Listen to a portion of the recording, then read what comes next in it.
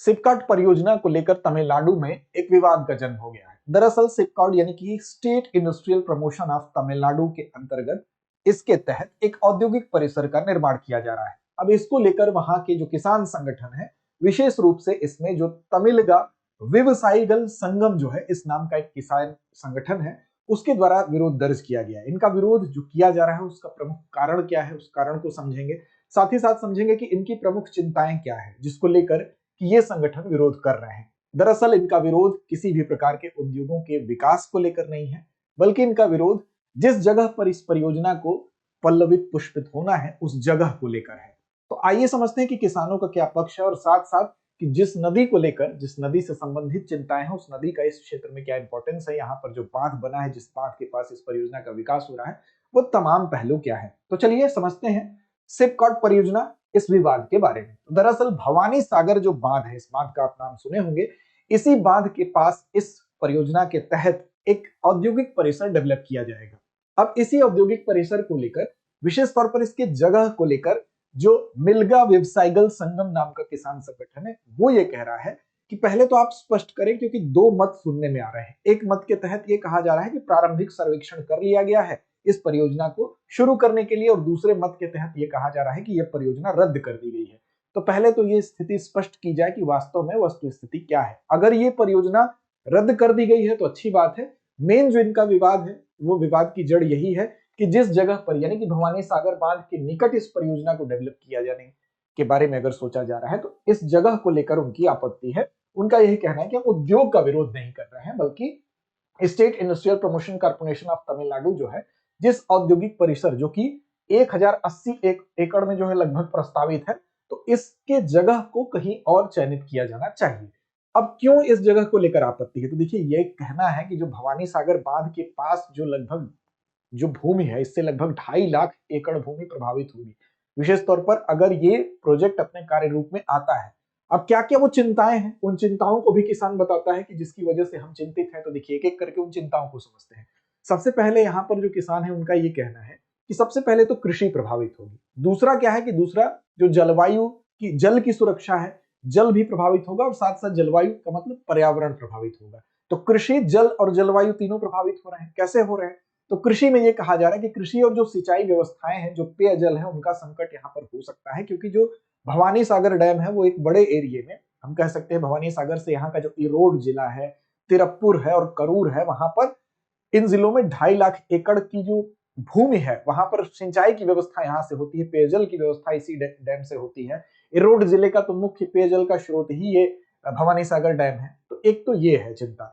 दूसरा यह है कि भवानी सागर नदी जो है, उस नदी को लेकर भी चिंता है, क्योंकि ये आशंका व्यक्त की जा रही है कि जिस तरह से नोयाल नदी एक थी, नोयाल नदी का हाल हुआ, वही हाल कहीं ना कहीं भवानी नदी का भी हो सकता है, इस औद्योगिक डेवलपमेंट अगर इस जगह पर होता है तो ये चिंता है कि जिस तरह से पश्चिमी घाट भी यहां से सटा हुआ है, तो नोयाल नदी की तरह ही कहीं भवानी नदी प्रदूषित न हो जाए। और इस क्षेत्र में अगर ये डेवलपमेंट होता है तो पश्चिमी घाट से सटे हुए जो क्षेत्र हैं, जहां पर जैव विविधता के लिए वो समृद्ध पारिस्थितिक, हम कह सकते हैं, तंत्र के रूप में जाने जाते हैं, तो उस जगह को लेकर भी चिंता है। यानी कि कृषि भी संकट में आ सकता है इस क्षेत्र में, जो 2.5 लाख एकड़ का जो एरिया है, वहां पर पेयजल का संकट भी और पर्यावरणीय चिंता भी है। और सबसे प्रमुख जो चिंता है वो भवानी सागर डैम और भवानी नदी को लेकर है कि भवानी नदी प्रदूषित होगी। भवानी नदी के बारे में भी हम बात करेंगे, लेकिन उससे पहले आपके लिए एक सूचना है। सूचना यह है कि हम दृष्टि आईएएस की तरफ से आपके लिए एक बहुत स्पेशल कोर्स लेकर आए हैं, और इस कोर्स का नाम क्या है, GS studio foundation live online course. इस कोर्स की सबसे बड़ी खासियत है इसकी कीमत, जो कि यहाँ तो आपको 24,999 दिख रही है, लेकिन वास्तव में ये भी इसकी कीमत नहीं है, क्योंकि जब ऑफलाइन बैच में आप एडमिशन लेने आएंगे तो ये वाली जो पूरी की पूरी इसकी फीस है वो उसमें एडजस्ट कर दी जाएगी। तो एक तरह से ये आपके लिए निःशुल्क हुआ। अब इसमें सुविधा क्या क्या है, तो देखिए, अगर आप आगामी तैयारी अपनी शुरू करना चाहते हैं 2027, 28, 29 में, अगर तैयारी आप करना चाहते हैं कि वहां अपीयर होना चाहते हैं यूपीएससी के एग्जाम में, तो अभी आपको अपनी बुनियाद मजबूत करने के लिए इससे बेहतर कोर्स नहीं मिल सकता है और इतने पॉकेट फ्रेंडली नहीं मिल सकता है। इसमें देखिए क्या क्या मिलेगा। 1250 प्लस घंटों की कक्षा आपको मिलेगी, यानी कि पूरा प्रीलिम्स से लेकर मेंस तक जीएस का आपका संपूर्ण जो कॉन्सेप्ट है वो क्लियर इसमें किया जाएगा। इसमें प्रीलिम्स से लेकर मेंस तक के लिए आपकी धार मजबूत हो, इसके लिए 18 क्लास टेस्ट भी आपके होंगे। 2 साल के करंट अफेयर्स का इसमें पूरा का पूरा क्लासेस का एक्सेस तो होगा ही, प्रिंटेड मटेरियल्स भी आपको दिए जाएंगे, किसी भी तरह का डाउट होने पर इसमें पूछने की सुविधा भी आपको होगी। ये सारी चीज होने के बावजूद आपको सबसे बड़ी चीज एक और है कि इसका जो माध्यम है वो हिंदी में भी उपलब्ध है, इंग्लिश में भी और इंग्लिश में भी है। इंग्लिश का जो आपको नोट्स दिया जाएगा वो आपको इंग्लिश में ही दिया जाएगा। अब देखिए यहाँ पर इस फीस में और छूट आपको मिल जाएगी अगर आप AMITABH इस कूपन कोड का इस्तेमाल करते हैं अमिताभ का, तो इसमें और अतिरिक्त छूट मिल जाएगी। अब देखिए हिंदी का बैच 5 जनवरी 2 बजे से, इंग्लिश का 6 जनवरी 3 बजे से और इंग्लिश का 7 जनवरी 6 बजे से प्रारंभ हो रहा है। अब बात करते हैं भवानी नदी की, जिस नदी को लेकर चिंता है कि कहीं इस नदी का हाल भी नोयाल नदी की तरह ना हो जाए। तो देखिए भवानी नदी की अगर बात करें तो ये कावेरी नदी की प्रमुख सहायक नदियों के तौर पर इसको जाना जाता है, एक प्रमुख सहायक नदी के तौर पर इसको जाना जाता है। और पश्चिमी घाट में जो नीलगिरी पर्वतमाला है उसके ऊपरी हिस्से से ये निकलती है, यानी कि नीलगिरी पर्वतमाला में तमिलनाडु में जो इसकी स्थिति है वहां से ये निकलती है। उसके बाद ये केरल तमिलनाडु राज्य से होते हुए बहती है। इसके बेसिन की बात करेंगे तो वो कर्नाटक को भी कुछ हिस्सा कवर करता है।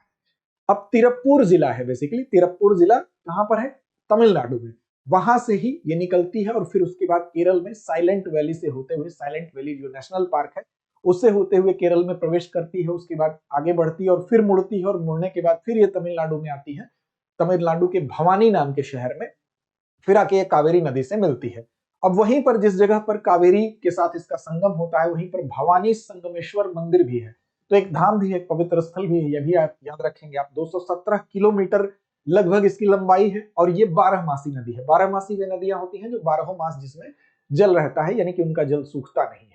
अब नदी बेसिन की अगर बात करें, यानी नदी का बेसिन क्या होता है, चलिए कमेंट करके बताइए। नदी बेसिन की अगर बात करें तो 6200 वर्ग किलोमीटर में इसका नदी बेसिन फैला हुआ है और तमिलनाडु, केरल और कर्नाटक तीनों को कवर करता है, जिसमें सबसे बड़ा जो पोर्शन है यानी कि 87% इसका हिस्सा जो है वो तमिलनाडु में है। अगर नदी बेसिन की बात करें, लगभग इसका 9% हिस्सा जो है वो केरल में पड़ता है और लगभग 4% हिस्सा यानी कुछ हिस्सा कर्नाटक में भी इसका नदी बेसिन का पड़ता है।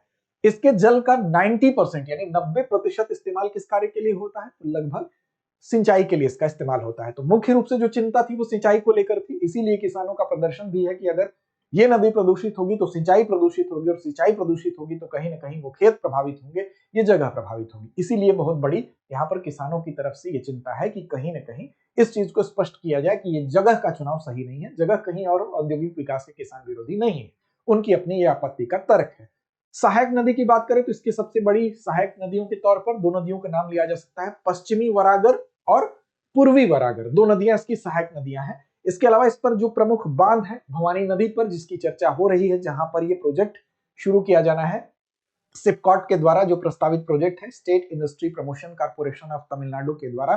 किस बांध पर, तो भवानी सागर बांध पर। और भवानी सागर बांध किस पर बना है, भवानी नदी पर बना है। इसके अलावा एक अन्य बांध है कोडिवेरी बांध, कोडिवेरी बांध भी इसी नदी पर बना हुआ है। तो ये इससे संबंधित कुछ प्रमुख तर्क थे। मार्ग इसका याद रखिएगा, नीलगिरी का, नीलगिरी से ये निकलती है साइलेंट वैली नेशनल पार्क होते हुए केरल में प्रवेश और फिर तमिलनाडु में आती है। भवानी शहर में कावेरी से इसका संगम होता है, वहीं पर भवानी संगमेश्वर मंदिर इसी संगम पर स्थित है। तो ये इससे संबंधित कुछ प्रमुख तथ्य थे। अंत में चलते हैं अभ्यास प्रश्न की तरफ, लेकिन उससे पहले आपको बता दें कि अगर आप हमारे टेलीग्राम चैनल को फॉलो नहीं किए हैं तो फॉलो कर लीजिए, वहां आपको अब इसकी पीडीएफ भी प्रदान की जाएगी, इसका लिंक भी आपको मिल जाएगा प्रोग्राम का। तो दृष्टि आईएएस यूट्यूब चैनल का हमारा जो इस नाम से आपको टेलीग्राम पे चैनल मिलेगा, उसको फॉलो कर लीजिए। तो चलिए अभ्यास प्रश्न की जिम्मेदारी आप पर छोड़ते हैं। भवानी नदी की उत्पत्ति कहां होती है? विकल्प आपके सामने है, अन्नामलाई पहाड़ियां, पश्चिमी घाट नीलगिरी पहाड़ियां, सतपुड़ा पर्वत या चित्तूर क्षेत्र। तो इसका जवाब दीजिए कमेंट बॉक्स में, लड़ते रहिए, अपने लक्ष्य की ओर बढ़ते रहिए। अब एग्जाम की तैयारी को और बेहतर करने के लिए हमारे चैनल को लाइक, शेयर और सब्सक्राइब करना ना भूलें।